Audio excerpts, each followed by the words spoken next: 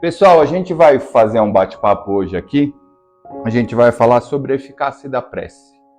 Eu acho que se vocês estão aqui hoje, é consenso de todos vocês que existe um Deus, que existe um Jesus, que existe toda a espiritualidade que nos envolve.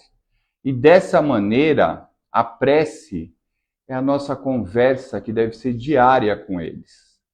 Nessa prece, nós vamos colocar nossa gratidão, os nossos anseios e a gente vai colocar os nossos pedidos para que formos de merecimento.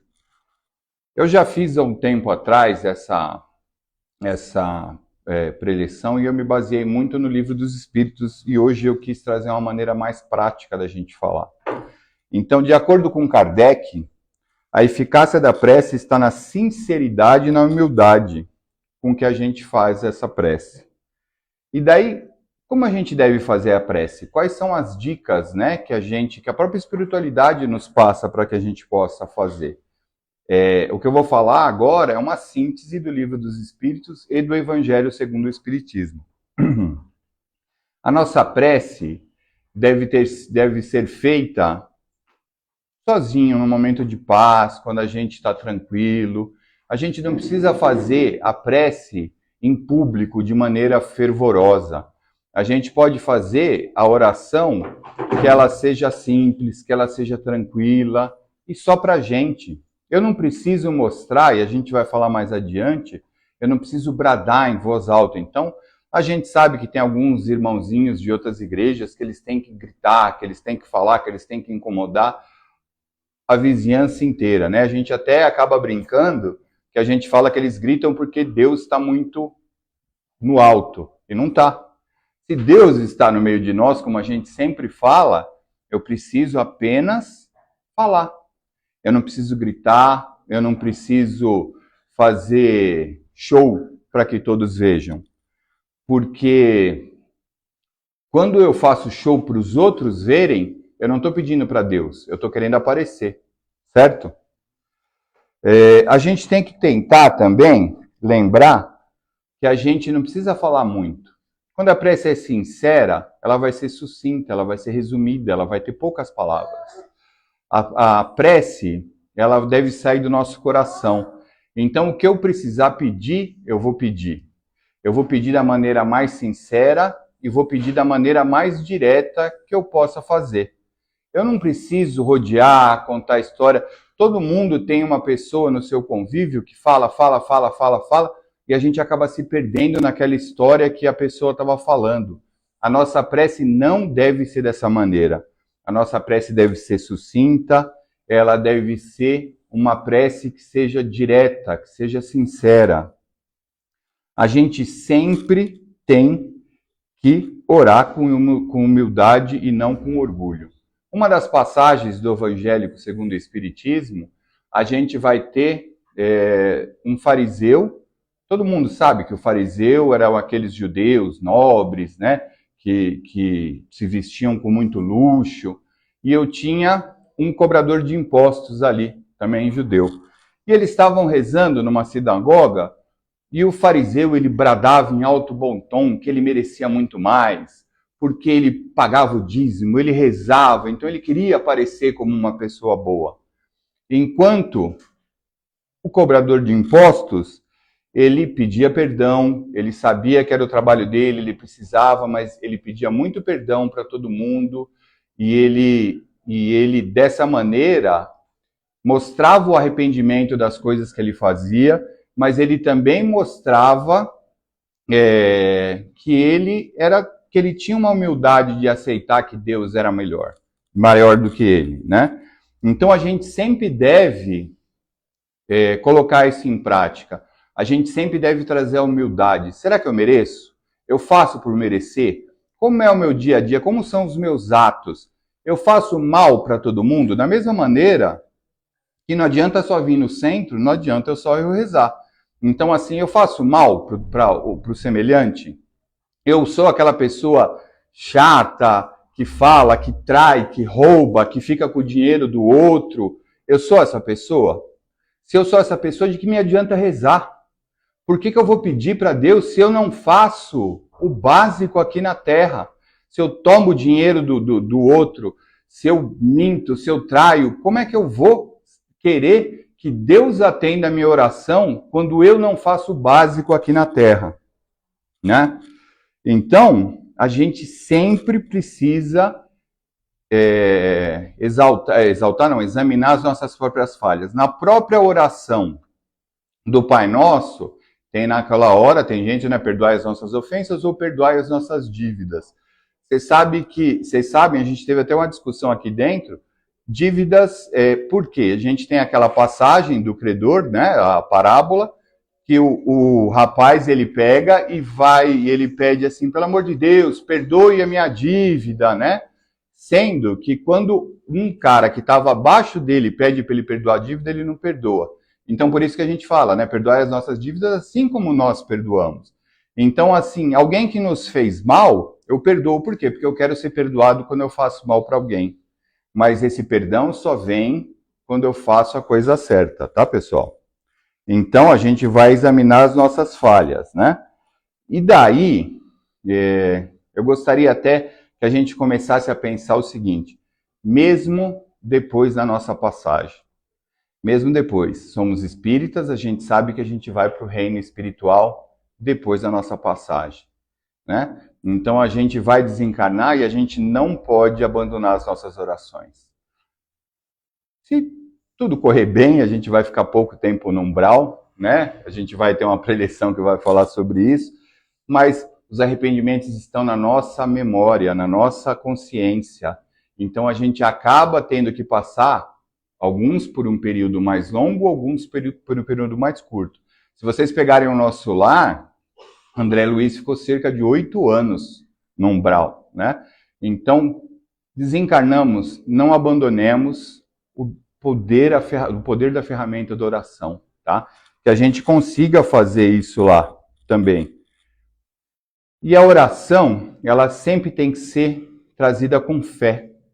Então, assim, quando eu chego para vocês e falo que a palavra tem que ser do coração, então se eu fizer, a gente fez a prece das fraternidades e o Pai Nosso para abrir essa oração. Que eu entenda a oração, que eu não faça por fazer, que eu não fale automaticamente, que eu sinta cada palavra do que eu estou falando. Então, quando eu fizer o Pai Nosso, que eu entendo o que o Pai Nosso quer fazer, e assim como qualquer oração, eu estava lá dentro, se vocês cantaram a oração de São Francisco, que para mim é uma das mais lindas da face da Terra, né, que a gente tem. Entenda aquela palavra, né, o consolar, que ser consolado, onde houver dúvidas que eu leve a fé. Entendam a oração, quando você vai fazer oração, faça com sentimento, não faça no automático. E a fé, quando você entende, você traz a fé. E daí eu queria falar para vocês uma passagem da Bíblia, que está em Mateus, que Deus, quando entra em Cafarnaum, Jesus, quando volta para Cafarnaum, Gaius, que é o centurião local, procura ele, porque é um serviçal dele, que na verdade é um filho fora do casamento, está muito doente e vai morrer, né? E ele entra e quer falar com Jesus, porque ele é amigo de Mateus. E ele se ajoelha nos pés de Jesus e fala, eu não sou digno de entrar na sua casa, mas dizei uma palavra e o meu servo será salvo. E Jesus olha para ele, porque ele estava passando por algumas complicações no testemunho de fé dos próprios apóstolos. E daí ele chega e fala, eu nunca tive uma demonstração de fé, Jesus falando, eu nunca tive uma demonstração de fé tão grande. Vá para a sua casa que quando você chegar lá, ele vai estar salvo. E quando ele chega lá, ele está salvo. Então Jesus, né, Deus, por intermédio de Jesus, fez com que o servo dele, que era o filho, fosse curado. Porque era necessário isso, aquela provação de fé, e ele trouxe essa fé, que nem os apóstolos tinham essa fé. Quando oremos, então, oremos com fé. E para os pequenininhos que estão aqui, vocês têm sempre que pensar, vocês que são mais novos, vocês têm sempre que pensar uma coisa. Quanto antes eu começar a orar, melhor vai ser minha vida. Eu vou ter mais os meus pedidos atendidos, porque eu vou entender a fé melhor. Então, quanto antes eu começo, melhor vai ser a minha oração mais sentida com prece, com fé. Tá bom? Então, pessoal, eu queria contar só uma historinha para a gente encerrar esse bate-papo de hoje. Esse daqui é o capítulo 26 do Evangelho segundo o Espiritismo e as perguntas de 600 a 605 do Livro dos Espíritos sobre a oração. O Livro dos Espíritos vai falar que a gente torna a oração uma oração, a oração nos torna um ser humano melhor, tá? Então eu quero que vocês levem muito isso dentro da cabeça de vocês, né? Que vocês devem fazer oração sempre com sentimento e que vocês sejam corretos para vocês merecerem o que vocês pedem na oração. E nunca se esqueçam de agradecer. E eu queria contar uma historinha para vocês do menininho que ele estava na cidade e chegou o circo. O circo chegou lá com aquela fanfarra, né? Malabarismo na cidade, e o menino arregalou o olho, né? Ele nunca tinha visto aquilo. E ele chegou e ele ficou maravilhado. Ele chegou em casa e ele falou: pai, pelo amor de Deus, você tem que me levar no circo, você tem que me levar no circo. E o circo chegou numa segunda-feira na cidade. E o pai falou: você pode ficar tranquilo. O pai vai trabalhar de segunda a sexta, no sábado a gente vai no circo. Você pode ficar tranquilo, estamos acertados. Na terça-feira o menino acordava que ele não se aguentava. Ele: pai, o circo. Meu filho, terça-feira. Terça-feira ainda, meu filho, fica tranquilo. No sábado a gente vai. Seu pai já te prometeu. Na quarta-feira a mesma coisa, na quinta-feira, na sexta-feira, pai. E o pai: é amanhã, fica tranquilo, meu filho, amanhã a gente vai. O pai estava lá, dormindo, no sábado de manhã, né? Ele trabalhava muito. No sábado de manhã, 5 horas, ele acorda assustado, ele sai, o filho lá, penteado, bonitinho: pai, é hoje o circo, é hoje. Ele falou: meu filho, a sessão é às 10 horas da manhã, são 5 da manhã. O papai já prometeu que vai te levar, fica tranquilo. E o pai quase não conseguiu dormir porque ele ouvia o filho andando na porta e ele estava começando a ficar irritado, mas acordou, né? O pai levantou, enfim, saiu e levou o filho para o circo. O filho, todo animado, sentou a hora que o mestre de cerimônias anunciou: respeitável público, menino. E dormiu e apagou do lado do pai. E o pai viu o show, tudo ali, e levou o menino nos braços, levou o menino para casa. O menino foi acordar de noite. Ele: pai, o circo. Ele falou: meu filho, eu vou te falar uma coisa.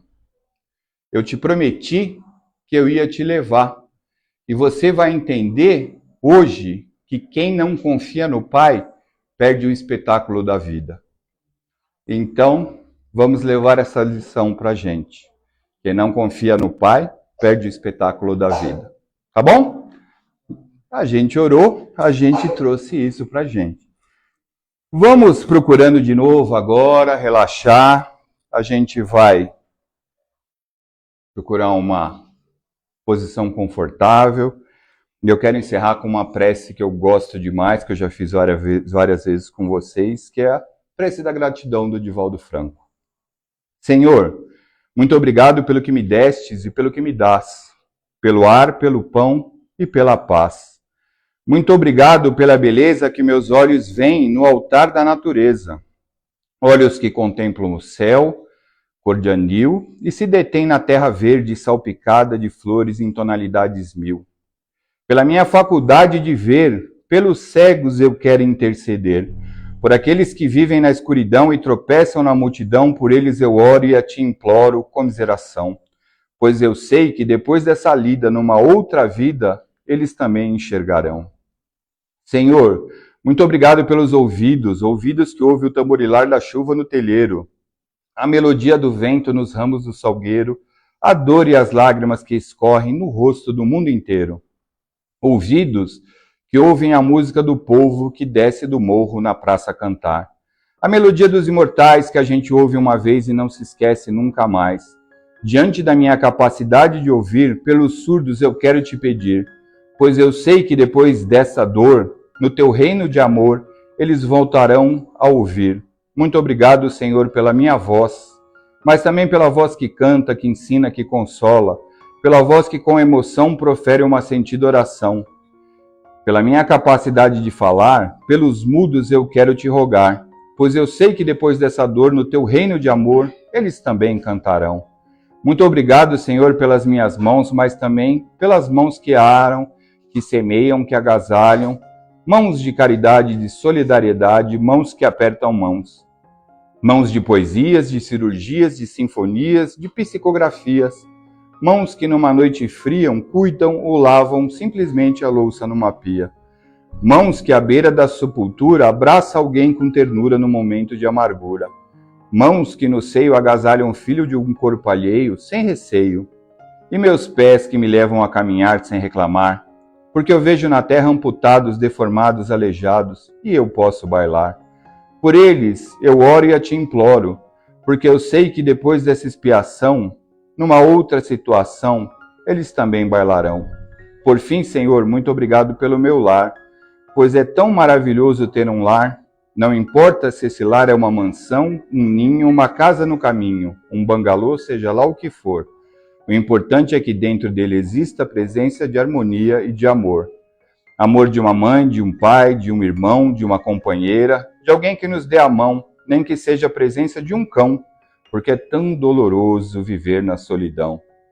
Mas se eu não tiver ninguém, nem um teto para me agasalhar, uma cama para eu deitar, um ombro para eu chorar, ou alguém para desabafar, não reclamarei, não lastimarei, nem blasfemarei, porque eu tenho a ti. Então, muito obrigado, porque eu nasci. E pelo teu amor, teu sacrifício, tua paixão por nós, muito obrigado, Senhor.